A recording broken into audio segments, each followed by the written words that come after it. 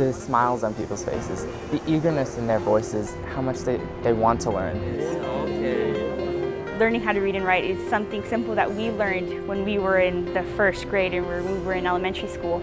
But for them, it's something more. It's something great.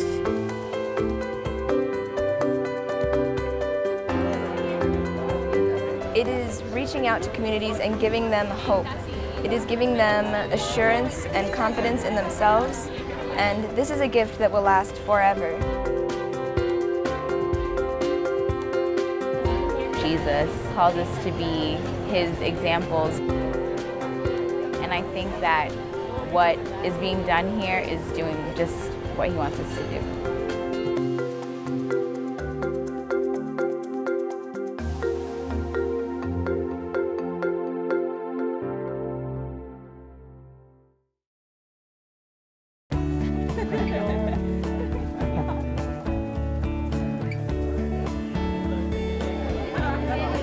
The Literacy Project is divided into different learning circles, and in these circles, volunteers from the community that know how to read have offered up their time to teach those in the community how to read.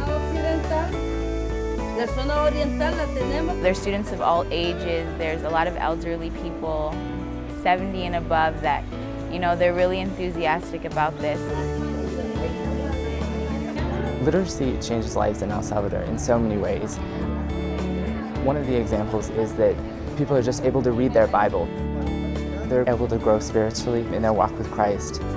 Another example is people just going from town to town. If you can't read, you don't know which bus to get on.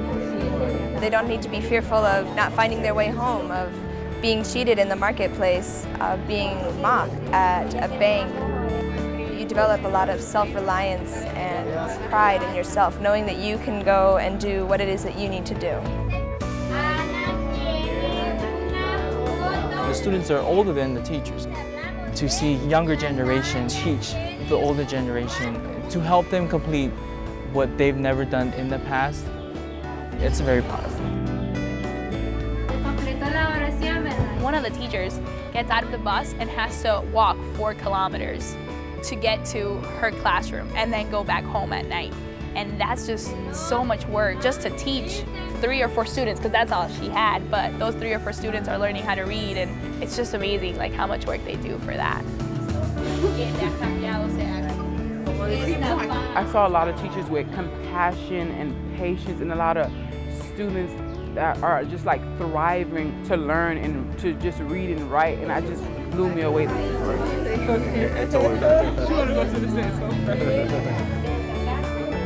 You teach them and they know. And the beautiful thing is then that passes down to generation after generation. They can then teach their children, who can then teach their children. And it's one of the projects that ideally you really can just solve and fix.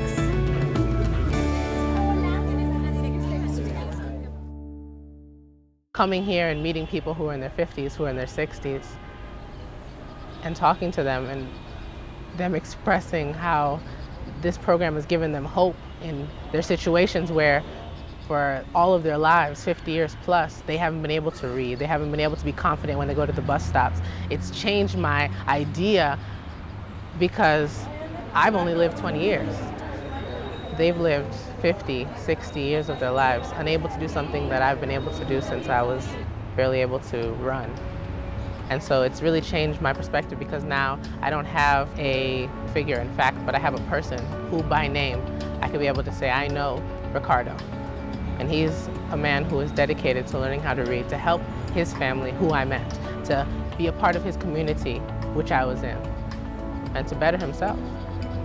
And so that he may be able to accomplish the visions and the dreams that he had, which he shared with me.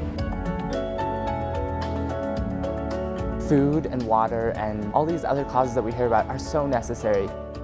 But I believe that literacy is such an important cause because it is so permanent. You can feed somebody for a temporary time, but teaching somebody to read is something that they're going to be able to take with them for the rest of their lives. To encourage their self-esteem, to build them up. And that is what Christ did. And time after time after time, Christ, when he comes to the people, he says, fear not, because his whole purpose was to give hope. And it's amazing that this is hope for humanity, because that's exactly what Christ came to do.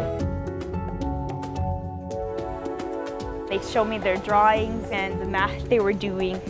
To me, it was all like, I learned this when I was 7, and they're learning this when they're 28, when they're 83. It shows us that simplicity can mean so much to someone. It's simple work for us, but to them, it's their key to making a better life.